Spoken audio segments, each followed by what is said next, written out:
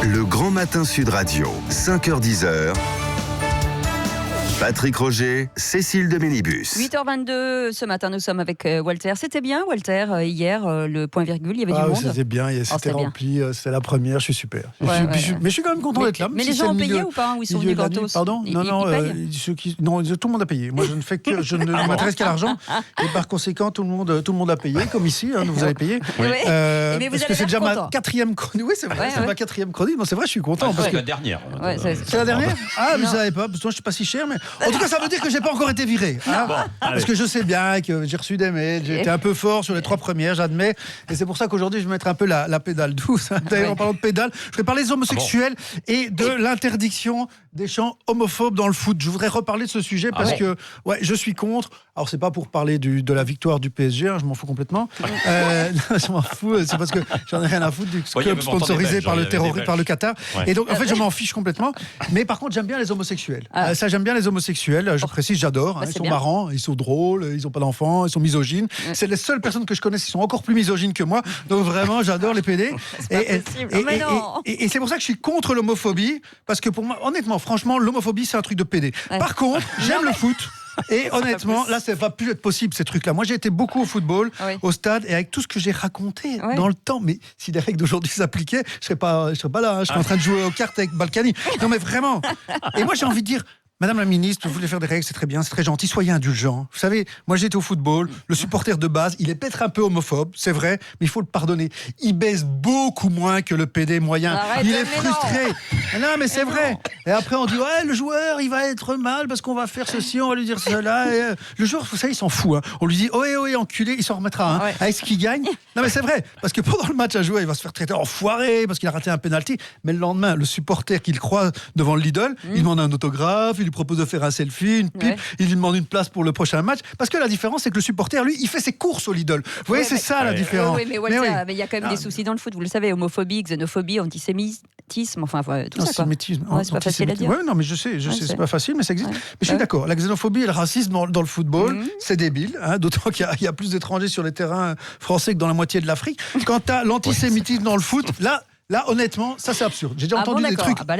Parce que qui a déjà vu des juifs dans le foot? Je veux dire, honnêtement, ça n'a aucun sens. De l'antisémitisme dans la confection, d'accord, de l'antisémitisme dans l'attribution des prix Nobel, ok, de l'antisémitisme dans les séminaires d'orthodontie, je ne sais pas, peut-être, mais pas dans le football. C'est pour ça qu'à mon avis, je pense qu'il ne faut pas prendre ces trucs au sérieux, c'est pour rigoler. Oui, mais il y a des termes, par exemple, quand on parle de la ministre de l'égalité, et de dire enculé, c'est homophobe, non? Ah non, pas du tout. Enculé, ça n'est pas homophobe. Ah bon? C'est très exagéré de dire ça. Quand par exemple les fans crient au gardien adverse, ils sont derrière lui, oh il s'est enculé, ou bien le gardien on t'encule, ça n'a rien d'homophobe, c'est une expression. Personne de sensé ne s'offusque de ça. Oui, le gardien il ne va pas se dire merde, ils m'ont eu, merde, défends le but de mon équipe, donc je vais être obligé de pratiquer un coït anal contre mon gré. Pas du tout. D'autant que les mecs qui crient on t'encule, ils sont derrière le gardien, et c'est eux qui voient son cul. Donc excusez-moi, mais déjà on est obligé de mettre une grille entre eux et lui, donc je ne sais pas qui est le plus pédé. Bref, c'est métaphorique. C'est métaphorique. Et rien dans le football ne doit être pris au pied de la lettre. Prenez les insultes en général envers les arbitres. S'il fallait être vraiment précis, s'il fallait donner une insulte premier degré, il ne faudrait pas chanter arbitre enculé, il faudrait chanter arbitre, tu es arbitre, car comme tous les arbitres, tu aurais rêvé d'être joueur professionnel, mais comme tu n'es pas parvenu à y arriver parce que tu n'as pas le niveau pour jouer en Ligue 1, tu es un peu frustré, du coup tu es devenu arbitre et c'est pour ça que tu siffles un penalty comme mon équipe et c'est pour ça. Non, mais ça n'irait pas, parce que c'est difficile à chanter, vous voyez. Même arbitre gros con.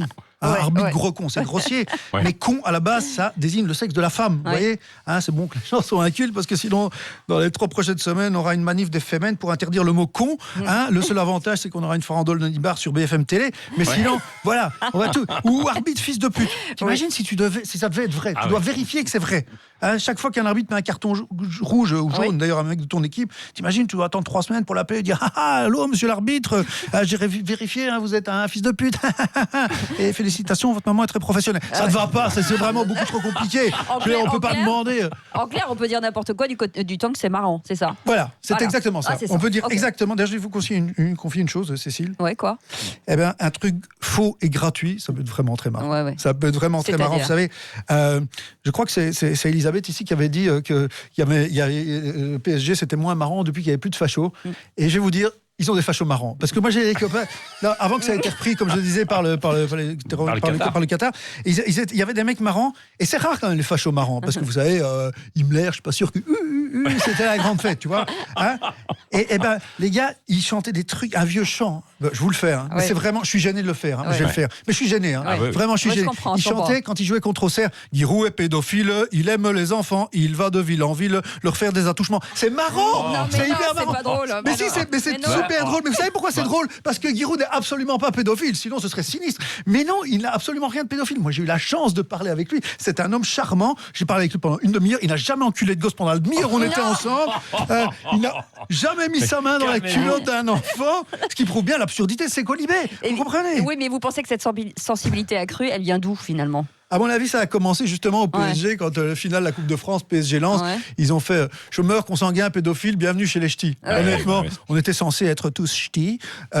C'était marrant. Tous les gens marrants trouvaient ça marrant. Mais alors tout le monde était obligé de faire « Oh non, c'est horrible, etc. » Il y a eu un procès. On les a obligés à s'excuser. Ce qu'ils ont fait. Ce qu'ils ont fait, parce que quelques mois après, ils ont fait une banderole. « Ah, on s'excuse pour notre banderole. Désolé, on ne savait pas que vous saviez lire. » Donc vous voyez, c'était chiant avec quand même de l'humour. Voilà. Donc j'ai envie de dire, ne prenons pas tout au premier degré, ni l'âge de Jeanne Calment, ni les insultes dans le football, ni rien du tout. Merci beaucoup. Amusons-nous et voir sur vos points virgule tous les mercredis.